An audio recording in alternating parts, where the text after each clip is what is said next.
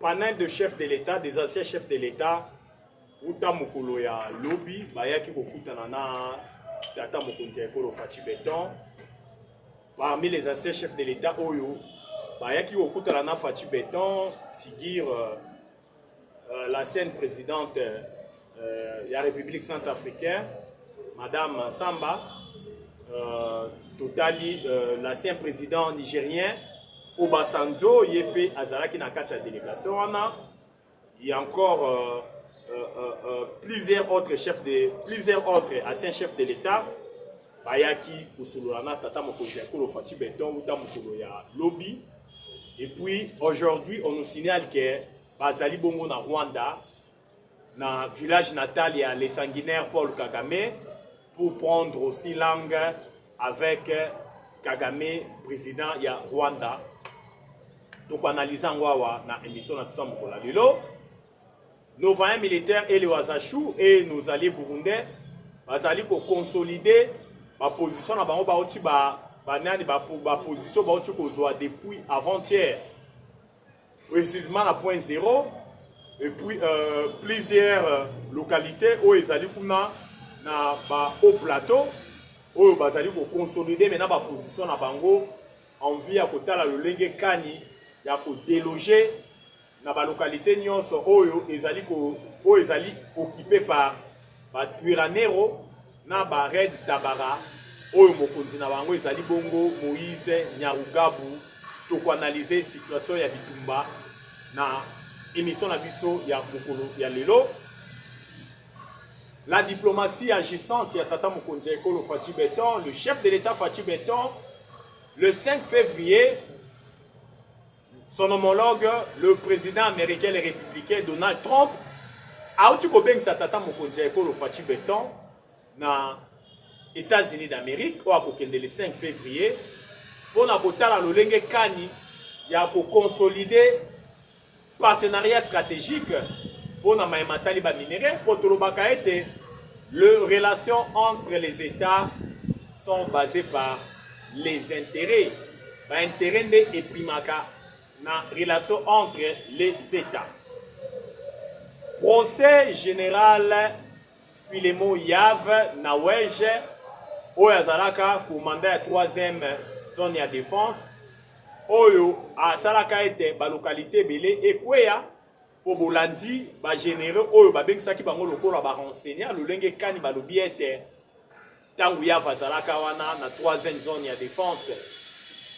C'était toujours de repli stratégique, de repli pour faciliter Munguna à avancer parce que le général Yav, il était en connivence, il prenait souvent langue avec siège à James Kabarebe, au Tangwana, Azalaki Bongo, ministre na gouvernement et les sanguinaires Paul Kagame, James Kabarebe au Boebiete, Azalaka Moutou Oyo, Azalaka nommé chef d'état-major sous Mouzé Laurent Désiré Kabila, na AFDEL ou Azalaka créé par le Rwandais pour déstabiliser notre pays. Donc analyser ngwawa na émission na biso ya mokolo ya lelo. Tokolo belape ma matali économie ya mboka na biso lolenge kani évolution na yango ezali ko salema d'une manière exponentielle.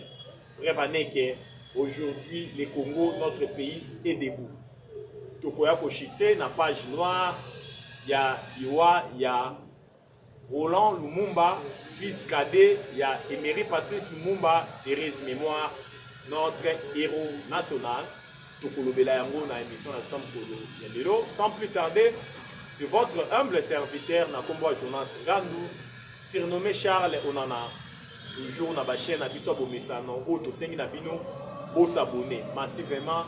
Bonjour, bonsoir, cela dépend de l'heure à laquelle vous allez kolanda émission na biso ya mokolo lelo kaka ndenge tolobaka pona bolingo ya Congo jamais tokanga monoko car le Congo c'est le pays de nos aïeux. Le Congo c'est notre dénominateur commun. Tobotama ba congolais, tokokufa ba congolais de père et de mère. Oui bien terre. Voilà, dans le poto balobi, il n'y a jamais eu le développement là où il y a la guerre. Vous savez que la guerre de l'Est Oyo, et ça y était plus de 10 millions, il y a pas Congomani, si Bakoufi, il y a de cela 30 ans, plus de 500 000 femmes violées, plus de 110 000 hectares dévastés.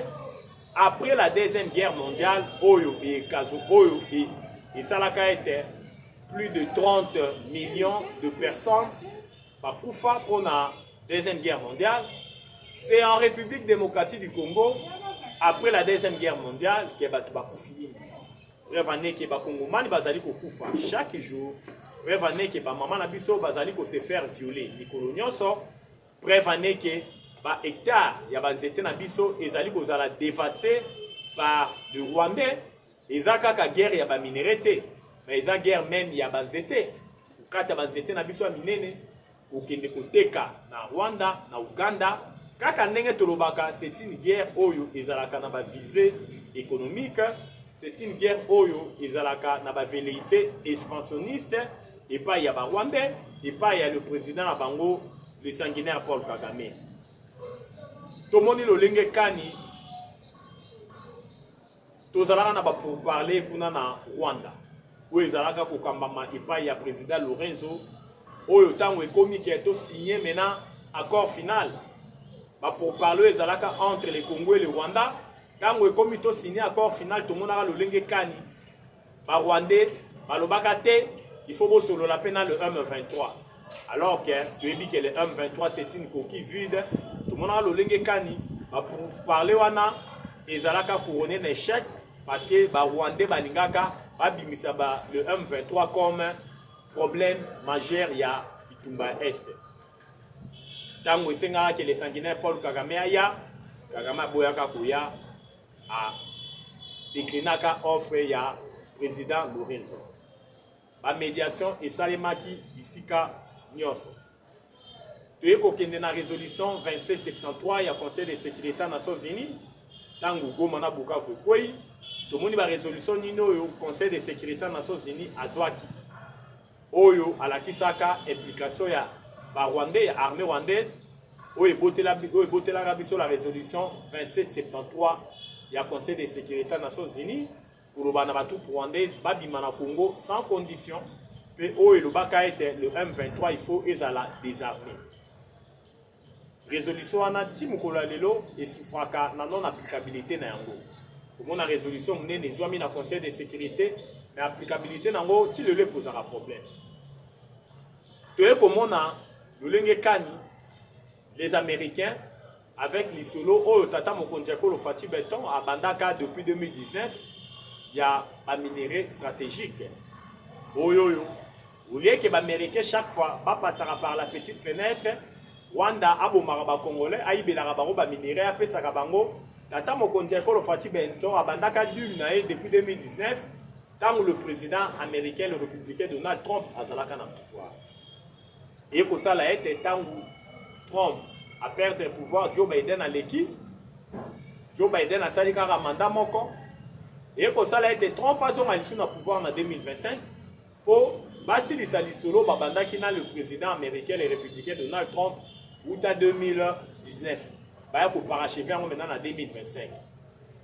Et que ça le malolengi makambo le kaki Trump a zongi na pouvoir en 2025. Tout le monde a le lengi kani go me koyaki, ou koyaki. Résolution 2773 applicabilité nango ezalaki au rendez-vous te et comme mabiso maintenant na isolo oyoyo les deux ministres affaires étrangères ba signé qui accord dans mois de juin si je ne m'abuse c'était le 27 juin 2025 les deux ministres des affaires étrangères côté congolaise ezalaki na madame Thérèse Kaikwamba côté rwandais ezalaki na ministre na bango na kombo ya Olivier le 27 juin bango mibale ba signé accord de paix oyoyo elobelaki makambo ebele na kati wana entre autres retrait ya batroupes rwandaises et puis côté congolais il fallait qu'on anéantir ba FDLR oyoyo Rwanda akoma koluka lokola bouc émissaire alors que ba FDLR baye na Congo bakota na Congo depuis 1994 lelo oyo baza na âge nini en 2026, est-ce basé sur la capacité il y a pour déranger pouvoir il y a les sanguinaires Paul Kagame non Parce que la plupart, il y a FDLR, au Bayaki na 94, les lots basés en Agini. Mais il fallait que l'on l'a toujours à Libiwana. Notre armée était d'accord, il y a quoi anéantir. FDLR, Oyo, Baza, ici, quand l'armée rwandaise n'a pas M23, Bazali pour contrôler. Au moment où l'Olenge Kani, nous coûtons Zalaki, Mounene, et puis nous coûtons, ils continuent pour Zala Mounene, et pas à bateau, tout béni, Batouti Land. Tant que tu signes un accord de paix entre les deux ministres des Affaires étrangères, avec des pourparlers à Doha, ou na Qatar, il y a un péché qui était que Bitumba et Katana. Prévenez que malgré ces faits qui violés d'une manière répétitive par les Rwandais, tout le monde a dit le Kani. La diplomatie toujours agissante, c'est Tata Mokondiako, le Fatih Béton, étant donné que Fatih Béton sera toujours au four et au moulin.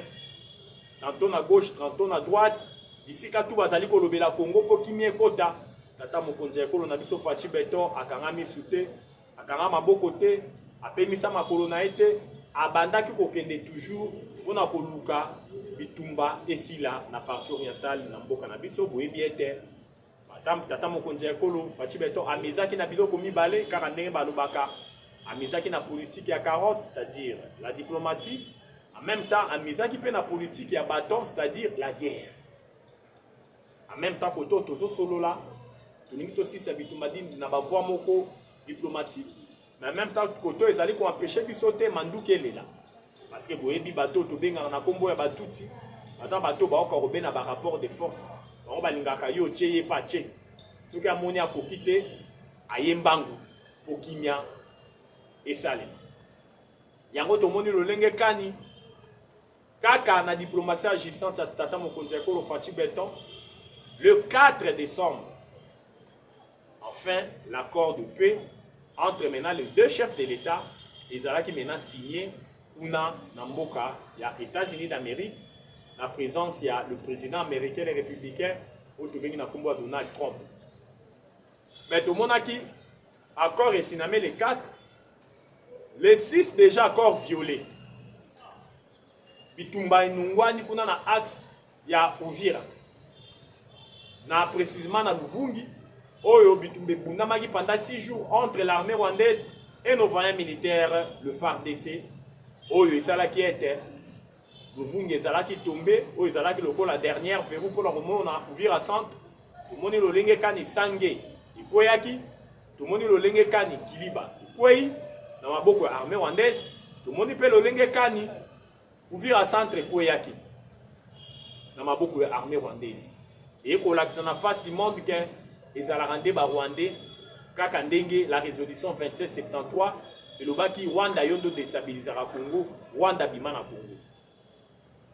Tant que vire quoi, et là qui s'agit de sous la face du monde que c'est le M23, c'est une coquille vide.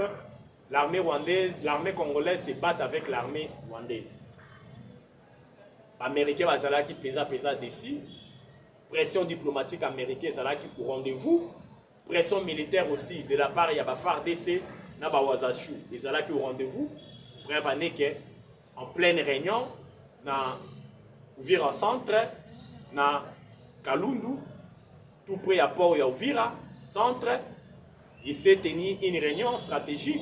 Il y a un haut gradé rwandais, en pleine commune, il y a Kalundu.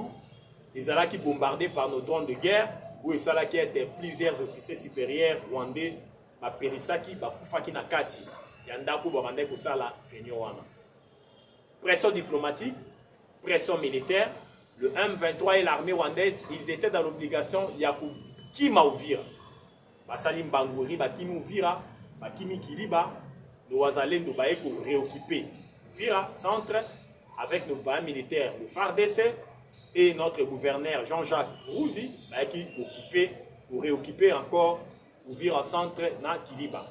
Oyo maintenant bazali ko exercer de très fortes pressions vers Sangé pour mon andeni akotake ti Luvungi on a refongola axe ya Kamanyola totala lolenge kani ya kokita tina babuka parce que on doit buter hors d'état de nuire l'armée rwandaise et l'air supplétif au Tubengi le M23. Yango to moni lolenge kani Et ça liette, Bitumba, et ça liette, Union africaine, à ce point qu'il est devant. Depuis hier, panel, il y a un ancien chef de l'État, Banyata qui m'a couru na bango, Namboka na biso. Ils ont pris langue avec le chef de l'État, Fatih Beton, Catherine Samba, ou Azalaki Bongo, présidente de la République centrafricaine, Azalaki na délégation, le président honoraire nigérien, Obasanjo, il n'est pas Azalaki na kati ya délégation. On nous parle qu'il y avait encore madame, la présidente, il y a Éthiopie, Yépe Azalaki na kati ya délégation. Il y avait plusieurs anciens chefs de l'État à Kala. Bazalaki na délégation, ils ont échangé avec les chefs de l'État, Fatih Beton, Basololi na Tata Mokonja Ekolo. Lélo, on nous signale que Bazali déjà, dans le village natal, il y a les sanguinaires Paul Kagame. Au moment où nous sommes en train de faire cette émission, Bazali ko solola na les sanguinaires Paul Kagame. Bazo solola na Kagame, utala lulenge kani, il y a pour trouver solution définitive pour ramener la paix dans l'Est de la République démocratique du Congo. Yango tomoni lolenge kani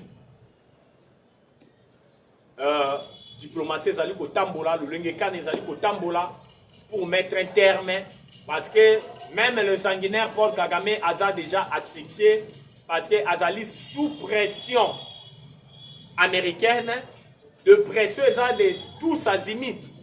Il reçoit des pressions de gauche à droite, de part et d'autre, asphyxié, il ne sait même pas à quel sens se vouer. Kagame essoufflé, va Congolais de père et de mère. Bolanda naba Bolanda naba organisation belé, o ezali kotala, o etala kaba croissance économique ya bamboka, vous allez vous rendre compte que l'économie rwandaise, quand bien même, bazali ko piller par ressources minières na biso bisiko bazali ko contrôler, mais le franc rwandais ils ont continué toujours à subir la dépréciation na yango. Bref, en est que 2026 oyo Rwanda élaboré qui budget il y a 4 milliards et quelques. Maintenant 4 milliards wana ceux qui botali côté ba appui budgétaire parce que l'économie à Rwanda vivra mingi à part le pillage systématique et les ressources minières na biso, l'économie rwandaise vivra peu na ba nini na appui budgétaire, c'est-à-dire mon solo ba pa ya ba pesa kai. Oye yaka na budget comme appui budgétaire. Oya ko appuyer budget rwandais. Ce qui vous remarquez même dans la rubrique wana va prévoir de l'autre côté parce que la plupart il y a ba partenaires na bango oyo bazala ko pesa Rwanda mon solo. Na diplomatie agissante ya Fatih Beton bapi mele makuta wana bapesa ka lisusu te balobi yo ndo bomaka ba congolais biso tokanisa ki Rwanda ezali pays moko hospitalier, Rwanda ezali pays ya kimia bref aneke bozali kopesa ba militaire ebele bakotaka na ONU mpona kokende ba mission ya paix mais bino nde bozalaka ba sanguinaire bino ba Rwandais bino nde bobomaka ba congolais ya de cela 30 ans bokozwa lisusu makuta te bokozwa lisusu musolo te. Yango bomoni lolenge kani isala ki ete économie rwandaise et subir ba choc exogène, c'est-à-dire o ezali ko uta libanda. Yango bomoni Kagame atali a commis tellement essoufflé, ça fait que pour faire la guerre ce n'est pas une mince affaire. La guerre demande les sous, guerre de senga comme solo. Mais tant que Kagame a moni présence il y a un commandement américain au Bengi Africom, na niveau Afrique. Baye na Congo, baketi na Uvira, baketi ko chité na Burundi. Kagame atala lobi c'est fini pour moi. Tant qu'on a mon présence ya babla Water Maya Moindo. Babla Water oyo ba zali ko kamba me pa ya milliardaire américain na Congo Eric Prince. Kagame atala lobi c'est fini pour moi. Yango bomoni bisika misuso M23 zali ko contrôler. Bazali ko sinale biso ete ba désengagement ça déjà au rendez-vous. Côté armée rwandaise. Ba komi ko se désengager malembe.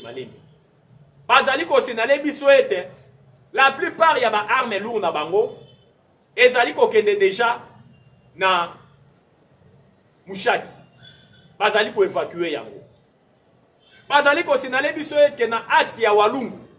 bakomi da ko se désengager. Bazali ko sinale biso ete bisike belé bakomi ko longwa malembe malembe. Mais boyebi ete batuti bazalaka bato ya matoi mangongi mutu makasi bango bakendaka na makambu na rise belé parce que bango batalaka obe rapport de force. Yango bomoni lolenge kani bisika nyonso na baza ko se désengager malembe malembe bisika nyonso na bazali ko bima parce que l'armée a continué toujours à exercer de très fortes pressions. Hier na Minjinji, si je ne m'abuse, ils en a Walikale, localité Minjinji, oyo, un bombardement chirurgical, il y a plusieurs dépôts. Il y a des munitions armées rwandaises, ils sont là qui ciblés par drone Nabiswa Sika plus performant. Na combo ya drone de guerre oyo, Blackwater, yaki na yango, drone de guerre ou Blackwater, bazali ko utiliser plus performant plus que CH4B oh chinois ba tekela biso bakenda ko tekela armée rwandaise anti drone to ebi lolenge makambo zali ko leka mais cette fois-ci plus rien ne sera jamais comme avant parce que mobilisation est totale.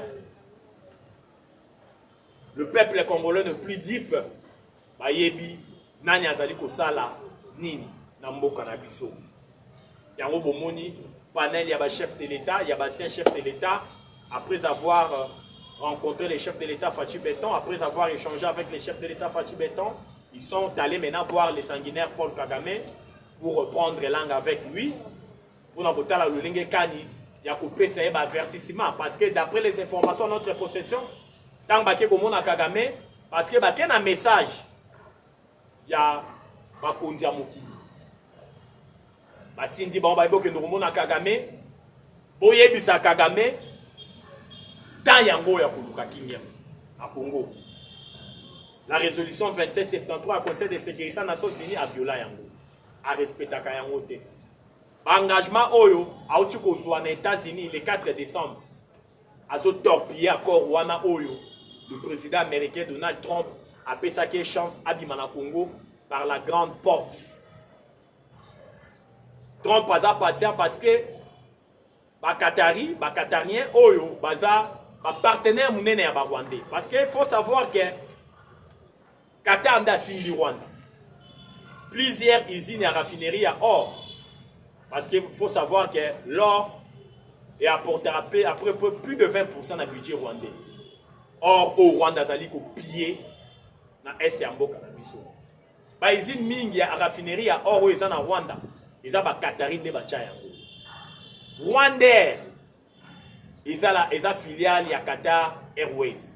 Rwandair o eza compagnie d'aviation rwandais. Bazwa ba avion wana na Nyongo na Qatar Airways. C'est-à-dire ba Qatari nde ba simba économie ya Rwanda. La majorité ya ba minéraux au Rwanda ibaka na est ya mboka na biso. Bakenda ko tekela ngo ba Qatar. Ba Qatar. En même temps, bakenda ko tekela ngo pe ba société minene na kati ya mboko to bengi Luxembourg. Donc on comprend bien que ezali ba mboko esimbi ba Rwandais. Yango bomoni panel ya basien chef de l'État lelo baké na village natal ya Kagame baké ko pesa un dernier avertissement parce que bazali ko yebisa ete que match eza mabe. Bima pendant qu'il est encore temps François Mitterrand aloba mieux vaut quitter les choses avant que les choses ne vous quittent. Yeba ko tika makambu yeba ko tika ba ko éviter ba problème avant problème éviter yo. Quitter les choses avant que les choses ne vous quittent. Parce que ils ont un moment où ils sont trop tard. Ils ont un moment où ils quitter Makambouana te. Makambouana de quitter yo. Ils ont bongo passage conseil. Ils allaient prodiguer dans les sanguinaires Paul Kagame. Même au moment où nous sommes en train de faire cette émission avec des informations sûres, fiables et vérifiables, où ils allaient comme la biso. Pour ne pas s'éterniser dans panel ya basien chef de l'État qui au monde a Fachi Beton hier les lots on a les sanguinaires Paul Kagame pour des raisons de la paix dans partie orientale de la République démocratique du Congo na meka qui déjà pour l'examiner le lenge kani plusieurs localités qu'on a dans le plateau, ils sont contrôlés par nos voyants militaires et nos Azachou et nos alliés. Point zéro, où ils sont là qui point moko stratégique. On a coupé sa passage dans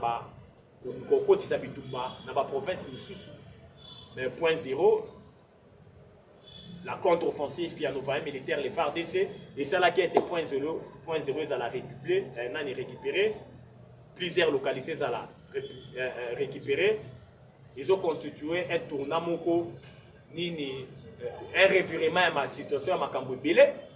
Parce que ce Otali, où il est qui n'a point zéro, Otali, le Lingekani contre-offensif, et là qui lancé par nos voyants militaires et les Ouazachou et nos alliés, on comprend que la donne est changée, rapport de force est changé, parce que plusieurs traîtres, plusieurs militaires, plusieurs officiers supérieurs des généraux, au Bakangami, on est vendé côté ka plan Yabitumba, dans l'est de Mboka-Nabiso, mais on comprend être que Bakomi déjà essoufflé, on comprend être que Bakangami, on comprend être que Bakomi Nasuka, yango omoni lo lenge kani, quand bien même Bazali ko multiplier bas stratagème, quand bien même Bazali ko multiplier ba projet machiavélite. Parce que bango bakomi ko viser net siko fachi. Batali ke na bitumba ba okokate. Batali ke diplomatie eza tellement likolo. Batali ke yankuku na bango na se bimi na poisa. Ba plan na bango na se bimi na poisa. Bakomi sikoyo développer ba stratégie mususu. O nga na obengeza ba raccourci. Mais malgré ça, bazo continuer toujours à échouer. Kaka lo lenge kan to ba nzambe na biso za la congolais parce que mboka na biso Congo so kinzambe te. Congolais de père et de mère n'a évité le lingue quand Mboko ingake zala. Ya ngana lobaka nzamba zala ka congolais. Yango to moni le lingue kani. Bazo pola me ba ondimate. Bazo meka mezo simbate. Mais bazo tia toujours mato imangongi. Dans la même déstabilisation à Congo. Ba moupe o to bengi basango bazana 4. Ba moupe bazana 4. Ba politicien, ba opposant nzala, baza na 4. Oyo ba vivaka pour la déstabilisation à Congo, moyena chop chop, moyena makuta. Baza na 4. Bon comprendre que Singayama Tembele za tellement moulaï, ils sont tellement nombreux, bazali ko multiplier ba stratégie, mais bazo continuer toujours pour échouer. Yango to moni lo lenge kani. Le chef de l'État Fachi Béton Donald Trump a fandi Atali na gauche, Atali na droite. Alors, Tshisekedi, il y a le 5 février. Il y a le 5 février aux États-Unis. Pour consolider le partenariat stratégique dans Bisso. Quand les relations entre les États sont basées par les intérêts. Alors, il y a tout fandi ça m'a bien. Tout mettre toutes les dispositions. Parce que il faut Congo, en 2026, et mon renaissance ya malonga Congo faut téléma parce que les lois ya ko bombe zali susute ya koloba mingi zalité misala nde zali ko mona la lolenge kani le Congo a repris sa place dans les concerts des nations revané que bisika tout bazali ko lobela Congo ba congolais bazali auparavant c'était pas comme ça dans le régime politique Kanambe alias Joseph Kabila c'était pas comme ça partout où on parlait de la République démocratique du Congo les Congolais n'étaient même pas là.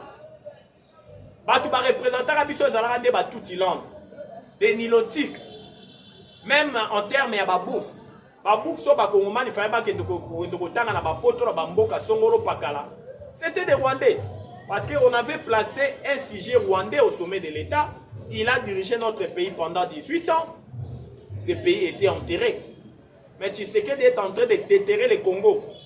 Et si quand même politique Kanambe enterra qui a on a ba Rwandais parce que na règne ya Hippolyte Kanambe tozalaki na molili nde ezalaki na mboko lumière ezalaki te molili na molili yango bomoni mwana elaka ye mpona kotombola mboka na biso page noire na biso tokoshite na yango ezali bongo tozopartage toujours nini compassion na biso à l'égard ya famille Lumumba Ola Lumumba oyo atikaki biso mwana ya Kondo notre héros national de res mémoire, Kondo Emery Patrice Lumumba, au fils cadet na Roland Lumumba tika kibiso.